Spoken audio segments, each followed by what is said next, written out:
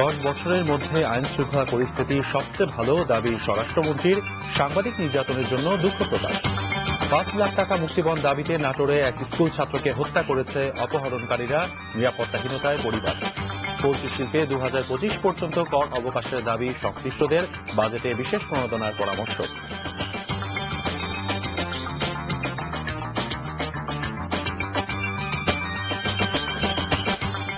আসসালামু আলাইকুম। আমি তৌফিক হোসেন স্বাগত জানাচ্ছি এনটিভির দুপুরের খবরে। AKSTMT বার শিরোনাম শুনছিলেন, এবার পুরো খবর। স্বরাষ্ট্রমন্ত্রী সাহারা খাতুন দাবি করেছেন, গত 10 বছরের মধ্যে বর্তমানে দেশের আইন শৃঙ্খলা পরিস্থিতি সবচেয়ে ভালো। ঢাকা রিপোর্টার্স ইউনিটি মিলনায়তনে মিট দ্য প্রেস অনুষ্ঠানে তিনি এই কথা বলেন। তবে তিনি সাংবাদিকদের উপর সাম্প্রতিক বেশ কয়েকটি পুলিশি নির্যাতনের ঘটনায় দুঃখ প্রকাশ করেছেন। দিদার চৌধুরীর রিপোর্ট। মিট দ্য প্রেস অনুষ্ঠানের বেশিরভাগ সময়ই স্বরাষ্ট্র মন্ত্রণালয়ের অর্জনের বর্ণনা দেন মন্ত্রী অ্যাডভোকেট সাহারা খাতুন। তবে তিনি তার লিখিত বক্তব্যে তার সরকারের অন্যতম নির্বাচনী ওয়াদা বিচার বহির্ভূত হত্যার বিষয়টি আনেননি। বলেননি এই সময়ের অন্যতম আলোচিত ও চাঞ্চল্যকর দুই ঘটনা সাগররণী হত্যাকাণ্ডের তদন্ত এবং বিএনপি নেতা ইলিয়াস আলীর নিখোঁজ হওয়ার বিষয়টি। তবে মন্ত্রীকে প্রশ্ন করার সুযোগ পেয়ে একাধিক সাংবাদিক বিষয়গুলো সম্পর্কে জানতে চাইলে তদন্তের পর সবকিছু বলা যাবে বলে জানান তিনি। বিগত 3.5 বছরে যে কোনো মামলাই তদন্ত করে পুলিশ বিফল হয়েছে, আমি এটা অবশ্য পাইনি। তবে আমি আশা করছি এটা তো তারা হয়তো কামিয়াব হবেন, এটা আমার আশা। তবে সাংবাদিকদের নিরাপদ দূরত্বে থেকে কাজ করার স্বরাষ্ট্র প্রতিমন্ত্রীর সাম্প্রতিক পরামর্শ ভুলভাবে গণমাধ্যমে এসেছে বলে মন্তব্য করেন তিনি। সাংবাদিক ভাই বোনেরা অনেক সময় নির্যাতিত হয়েছেন, নিগৃহীত হয়েছেন, সেজন্য আমি দুঃখ প্রকাশ করছি এবং তার জন্য কিন্তু আমরা এর পরিপ্রেক্ষিতে আমরা কিন্তু অ্যাকশনও আমরা নেওয়া শুরু করেছি। গত 10 বছরের তুলনা করলে দেশের আইনশৃঙ্খলা পরিস্থিতি সবচেয়ে ভালো বলে মন্তব্য করেন অ্যাডভোকেট সাহারা খাতুন। আমাদের এই টেনিউরের 5 বছরের মধ্যে 3.5 বছর প্রায় পার হতে চলেছে। তো সেখানে যদি আপনারা আমাকে বিচার করেন, আপনারা আমাকে বিশ্লেষণ করেন সঠিকভাবে, তাহলে অবশ্যই আপনাদের স্বীকার করতে হবে বিগত 10 বছরের মধ্যে বাংলাদেশে যে আইন শৃঙ্খলার উন্নয়ন ঘটেছে বিগত 10 বছরও এমনটি ছিল না। এক প্রশ্নের জবাবে স্বরাষ্ট্রমন্ত্রী বলেন, বিচার বহির্ভূত কোনো হত্যার অভিযোগ থাকলে ভুক্তভোগী পরিবারের সদস্যকে সরাসরি তার সাথে দেখা করার পরামর্শ দেন তিনি। Didar Chowdhury, NTV news, Dhaka. Police সম্পর্কে স্বরাষ্ট্রমন্ত্রীর করা সাম্প্রতিক মন্তব্যের সমালোচনা করে বিএনপির শীর্ষ কয়েকজন নেতা বলেছেন, সরকারই স্বীকার করে নিয়েছে পুলিশকে নিয়ন্ত্রণ করার ক্ষমতা তারা রাখেন না। তাই অবিলম্বে স্বরাষ্ট্রমন্ত্রী সহ এই সরকারের উচিত পদত্যাগ করা। বিএনপি নেতাদের মুক্তির দাবিতে সকালে জাতীয় প্রেস ক্লাবের সামনে বেশ কয়েকটি মানববন্ধন থেকে তারা এই কথা বলেন। বিএনপি নেতারা বলেন, তত্ত্বাবধায়ক সরকারের দাবি মেনে না নিলে আগামী 11 জুনের ঢাকার সমাবেশ থেকে দেয়া হবে কঠোর কর্মসূচি। সরকারের প্রতি হুঁশিয়ারি দিয়ে তারা বলেন, হঠকারিতা করে আবারও ক্ষমতায় আসার ষড়যন্ত্র করলে জনগণই টেনে হিঁচড়ে সরকারকে ক্ষমতাচ্যুত করবে।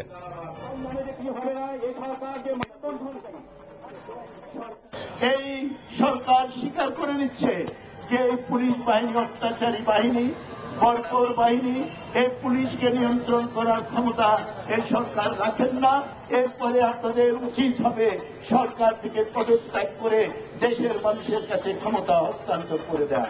যদি হঠকারিতা করে এখনো ক্ষমতায় আঁকড়ে থাকতে চান, সে সুখ স্বপ্ন, এই দুঃস্বপ্ন বাস্তবায়িত হবে না। জনগণ টেনে হিচড়ে ক্ষমতা থেকে তাড়াবে। স্বরাষ্ট্র প্রতিমন্ত্রী বলেন যে পুলিশ থেকে নিরাপদ দূরত্বে থাকবেন, অর্থাৎ সরকার নিজে স্বীকার করছে যে পুলিশকে তারা একটা বিপজ্জনক জীব হিসাবে তৈরি করে ফেলেছে, যার কাছে সাংবাদিকরাও নিরাপদ না। সাংবাদিকদের উপর পুলিশি নির্যাতনের সমালোচনা করেছেন আওয়ামী লীগের উপদেষ্টা পরিষদের সদস্য ও দফতরবিহীন মন্ত্রী সুরঞ্জিত সেনগুপ্ত এবং ওয়ার্কার্স পার্টির সভাপতি রাশেদ খান মেনন। দুপুরে জাতীয় প্রেস ক্লাবে স্বাধীনতার 4 দশক প্রত্যাশা ও প্রাপ্তি বিষয়ক এক আলোচনা সভায় তারা পুলিশের এই ভূমিকার সমালোচনা করেন। পুলিশ গণমাধ্যমের উপর যেভাবে আক্রমণ চালাচ্ছে, এটি তো হওয়ার কথা ছিল না। এত অসংযম, এত শৃঙ্খলতা, এত নিয়ম বহির্ভূত কেন? এটি গণতন্ত্রকে যদি শক্তিশালী করতে হয় তাহলে গণতন্ত্রের পারিপার্শ্বিক যে প্রতিষ্ঠানগুলো, এই প্রতিষ্ঠানগুলোকে শক্তিশালী করতে হবে। আরেকদিকে পুলিশের নির্যাতনের শিকার হচ্ছেন তারা। এবং একই সঙ্গে যখন আমাদের স্বরাষ্ট্র প্রতিমন্ত্রী তাদেরকে পুলিশ থেকে দূরে থাকতে বলেন, তখন এক ধরনের বলতে পারেন যে দুঃখের মধ্যে আরো বেশি দুঃখ সেখানে চেপে বসে। কক্সবাজারের চকরিয়া উপজেলায় সকালে এক মর্মান্তিক সড়ক দুর্ঘটনায় একই পরিবারের 5 জন সহ 7 জন নিহত হয়েছে। গুরুতর আহত হয়েছে 5 জন। নিহত মর্তুজা হোসেনের পরিবার এক আত্মীয়ের বাড়িতে বিয়ের অনুষ্ঠানে যোগ দিতে ফেনী যাচ্ছিলেন। প্রত্যক্ষদর্শীরা জানায় সকাল 8:30টার দিকে কক্সবাজার থেকে একটি মাইক্রোবাস চকরিয়া বাজারের মালুমঘাট দরগা গেটে পৌঁছালে বিপরীত দিক থেকে আসা কক্সবাজারগামী শ্যামলী পরিবহনের একটি বাসের মুখোমুখি সংঘর্ষ হয়। এতে মাইক্রোবাসটি দুমড়ে মুচড়ে যায়। ঘটনাস্থলে মাইক্রোবাসের শিশু সহ 6 জনের মৃত্যু হয়। পরে হাসপাতালে নেওয়ার পর মারা যায় আরেকজন। নিহতদের মধ্যে কক্সবাজার শহরের টেকপাড়ার ব্যবসায়ী মর্তুজা হোসেন, ছোট ভাই ও তার স্ত্রী, নাতনি ও ড্রাইভার রয়েছেন। তারা ফেনী যাচ্ছিলেন। বুধবার ঢাকার অদূরে কেরানীগঞ্জে একটি যাত্রীবাহী বাসের সাথে সংঘর্ষে মাইক্রোবাসের 12 জন নিহত হয়েছিলেন। এদের 9 জনই ছিলেন একই পরিবারের। মুক্তিপণের জন্য এবার নাটোরের এক স্কুল ছাত্রকে নির্মমভাবে হত্যা করেছে অপহরণকারীরা। সদর উপজেলার এক ব্যবসায়ীর 6ষ্ঠ শ্রেণীতে পড়ুয়া ছেলে অন্তুকে জিম্মি করে 5 লাখ টাকা মুক্তিপণ চায় এলাকারই কয়েকজন। বিষয়টি আইনশৃঙ্খলা বাহিনীকে জানানো হলে তারা বৃহস্পতিবার রাতে অন্তুর বস্তাবন্দি লাশ উদ্ধার করে। সন্তান হারিয়ে একদিকে শোকে কাতর অন্তুর পরিবার, অন্যদিকে নিরাপত্তাহীনতায় ভুগছে তারা। নাটোর প্রতিনিধি হালিম খানের পাঠানো রিপোর্ট। এই স্কুলেরই 6ষ্ঠ শ্রেণীর ছাত্র ছিল নিহত অনন্ত চক্রবর্তী অন্তু। বৃহস্পতিবার সন্ধ্যার দিকে হালসা বাজার থেকে এলাকার কয়েক যুবক অপহরণ করে নিয়ে যায় তাকে। যুবকরা বাবা অশোক চক্রবর্তীর কাছে 5 লাখ টাকা মুক্তিপণ দাবি করে।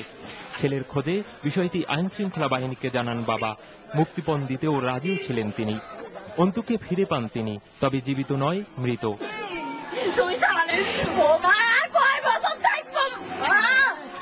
অপহরণের কয়েক ঘন্টার মধ্যে গলা টিপে হত্যার পর নিথর অন্তুর দেহ বস্তাবন্দি করে পানির একটি বরজে ফেলে দেয় অপহরণকারীরা। আপনি অমুক অশোক কুমার চক্রবর্তী বলা? হ্যাঁ বলছি, বলো কে? বলে আমরা অন্তু তুলে নিয়ে আসছি। আপনি আগামীকাল 8টার মধ্যে, রাত্রি 8টার মধ্যে যদি 5 লাখ টাকা দেন তাহলে আপনি ছেলে জীবিত পাবেন। আর যদি থানা বা কোর্ট কাছারি হাবিজাবি প্রশাসনিক ব্যবস্থা নেন তাহলে আপনার ছেলে এবং আপনার গোটা পরিবারকে আমরা লাশ বানা দিব। তাকে খুন করেছে, আমি বিচার এবং পরবর্তীতে যেন কোনোদিন কোনো ছেলে খবর পেয়ে র্যাব ঘটনার সাথে জড়িত 3 জনকে আটক ও তাদের দেয়া তথ্য অনুযায়ী রাত 12টার দিকে অন্তুর লাশ উদ্ধার করে। পুরো পরিবারের নিরাপত্তা নিয়ে শঙ্কিত অশোক চক্রবর্তীর পরিবার। তাকে ধরার পরে আধা ঘন্টার মধ্যে তাকে মুক্তিপণ চাইতে সঙ্গে সঙ্গে আমরা বলছি যে আমি মুক্তিপণ টাকা নিয়ে আসছি। তারপর বলছে তো আমাদের গোটা পরিবারকে মেরে ফেলবো। এখন আমরা তো গোটা পরিবার নিয়ে এখন নিরাপত্তাহীনতায় ভুগতেছি। যে কোনো মুহূর্তে আমাদের উপর অ্যাটাক করতে পারে। অন্তুকে জীবিত উদ্ধার করতে না পারলেও পুলিশ পরবর্তী ব্যবস্থা নেওয়ার কথা বলছে।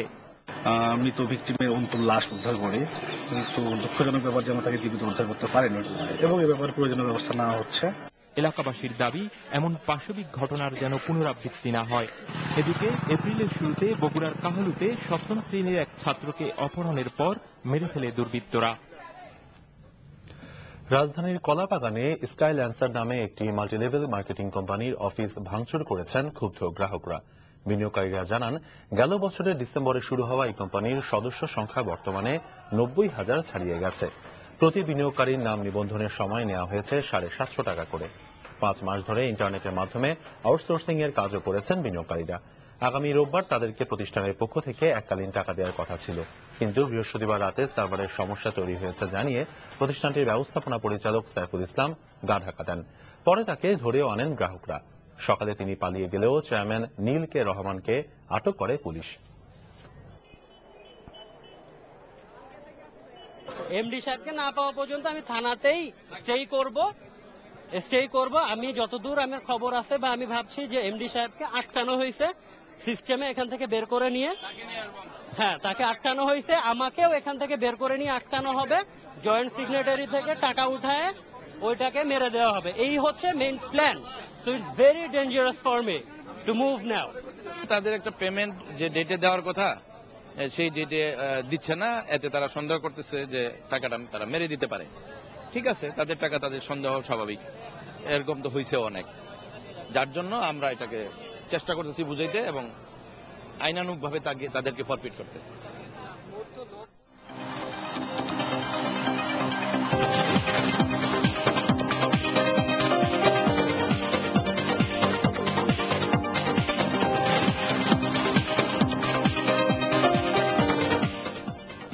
গত 5 বছরে শুধুমাত্র বার্ড ফ্লুর কারণে দেশের পোল্ট্রি শিল্পে প্রায় 7,000 কোটি টাকার ক্ষতি হয়েছে। এই দাবি সংশ্লিষ্টদের। এজন্য বাজেটে দীর্ঘমেয়াদী কর অবকাশ সুবিধা ও হাঁস মুরগির খাবারের উপর কর প্রত্যাহারের দাবি তাদের।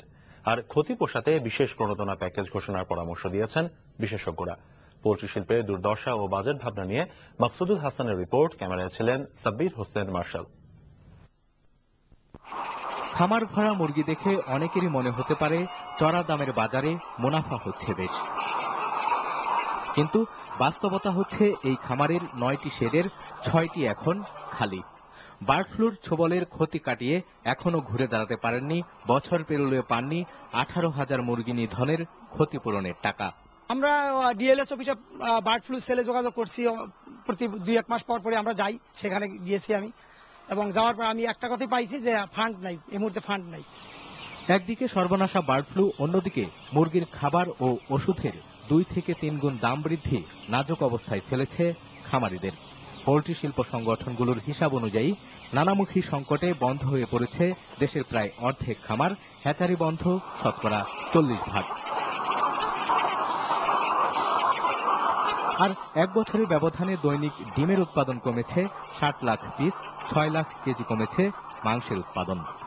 পরিস্থিতি সামাল দিতে ডিম ও বাচ্চা আমদানির অনুমোদন দিয়েছে সরকার। পোল্ট্রি শিল্প মালিকরা বলছেন এটি অশুভ ইঙ্গিত, কোনো দীর্ঘমেয়াদী সমাধান নয়। কারণ কেউ আসলে তো 1-2 বছরের জন্য এই ব্যবসা আসবে না, তার একটা পরিকল্পনা নিয়ে আসবে, সে একটা প্রজেক্ট বানাবে, এবং ওইরকম পরিকল্পনার সুযোগ যদি দেওয়া হয় তাহলে আরো নতুন লোক আসবে, এবং আরো নতুন লোক যদি আসে তাহলে প্রোডাকশন বাড়বে, প্রোডাকশন বাড়লে এটা দাম একটা নাগালে থাকবে এবং ভোক্তাদের জন্য আরো সুবিধা হবে। সেই জন্য আমি মনে করি 2025 সাল পর্যন্ত এই সেক্টরকে ট্যাক্স এক্সাম্পটেড সেক্টর হিসাবে পরিপূরক ট্যাক্স এক্সাম্পটেড, ফিড এবং মুরগি আলাদা না, যেটা একদিন ছিল। কর্মসংস্থানের চ্যালেঞ্জ মোকাবেলা এবং গতিশীল গ্রামীণ অর্থনীতির প্রয়োজনেই বাজেটে পোল্ট্রি শিল্পকে অগ্রাধিকার দেওয়ার তাগিদ দিয়েছেন বিশেষজ্ঞরা। কৃষি সেক্টরে যেভাবে শস্য বীমা করা হয়, ভর্তুকি দেওয়া হয়, প্রাইস সাবসিডি দেওয়া হয়, যেমন ধান কেনার জন্য গভর্নমেন্ট ব্যবস্থা নিচ্ছে, এই ধরনের প্রণোদনা প্যাকেজ পোল্ট্রিকে দিতে হবে, এই পোল্ট্রিটাকে আবার শুরু করার জন্য। ল্যাবরেটরি ফ্যাসিলিটিস, ভ্যাকসিন তৈরি করা এবং সেটা বিতরণ করা, সেগুলোর জন্য আমাদের রাষ্ট্রীয় খাতে সরাসরিভাবে পার্টিসিপেশন এবং বেসরকারি খাত যাতে এগুলোতে এগিয়ে আসে তার জন্য তাদের প্রণোদনাটা ওই প্যাকেজের মধ্যে থেকে এই খাতটাকে এগিয়ে আনতে হবে। তারা মনে করেন এ খাতের বিপর্যয় কাটাতে না পারলে হুমকিতে পড়বে মানুষের পুষ্টির যোগান। 5 বছর আগে যে শিল্পটি রপ্তানির সক্ষমতা অর্জন করেছিল তা এখন আবার হয়ে উঠেছে আমদানিমুখী। শুধু তাই নয়, সংশ্লিষ্টরা বলছেন 2 যুগে গড়ে ওঠা শিল্পটি এখন ভয়াবহ বিপর্যয়ের মুখে। প্রায় 1.25 কোটি মানুষের রুটি রুজির সংস্থান করে দেয়া এই খাতটির বিপর্যয় কাটাতে আসছে বাজেটে সরকারি উদ্যোগের প্রতিফলন দেখতে চান সংশ্লিষ্টরা। Maksudul Hasan, NTV news, Gazipur. যত অভিযোগই থাকুক না কেন, জনপ্রতিনিধি হিসেবে বিরোধী দলের নৈতিক দায়িত্ব বাজেট নিয়ে সংসদে কথা বলা, আর করদাতারা সরকারের কাছ থেকে কোনো সেবাই পান না। দৈনিক ভোরের কাগজ আয়োজিত এক গোলটেবিল আলোচনায় তত্ত্বাবধায়ক সরকারের সাবেক উপদেষ্টা ডক্টর আকবর আলী খান এসব কথা বলেন। আলোচনায় এনবিআর এর সাবেক চেয়ারম্যান বদিউর রহমান বলেন, রাজনীতিবিদরা কর দেন না আর আইনও মানতে চান না। কর নিয়ে ঝামেলার কারণে তত্ত্বাবধায়ক সরকারের সময়ে অনেক রাজনীতিবিদ তাকে নানাভাবে চাপ দিয়েছিলেন বলে জানান বদিউর রহমান। আলোচনা অনুষ্ঠানে বক্তারা কর আদায়ে বিদ্যমান সমস্যা দ্রুত করার দাবি জানান। একই সাথে অপ্রদর্শিত আয় বৈধ করতে করের হার বাড়ানোর তাগিদ দেন তারা। সংসদ সদস্য হিসেবে নৈতিক দায়িত্ব যে বাজেট সম্পর্কে জনসাধারণের যে বক্তব্য, জনসাধারণের যে দাবি দেওয়া, এটা পেশ করা, এবং এটা যতক্ষণ পর্যন্ত পেশ না হবে ততক্ষণ পর্যন্ত আমাদের এই প্রক্রিয়া একটি অসম্পূর্ণ প্রক্রিয়া থাকবে। রাজনৈতিক নেতৃত্বে যারা আছেন তারা যদি ঠিকমতো ট্যাক্স দেন তাদের যদি ট্যাক্সের ফাইল নিয়ে মামলা মোকদ্দমার প্রশ্ন না উঠে ইনস্ট্যান্টলি 80% কাভার হয়ে যাবে, দেশ ঠিক হয়ে যাবে।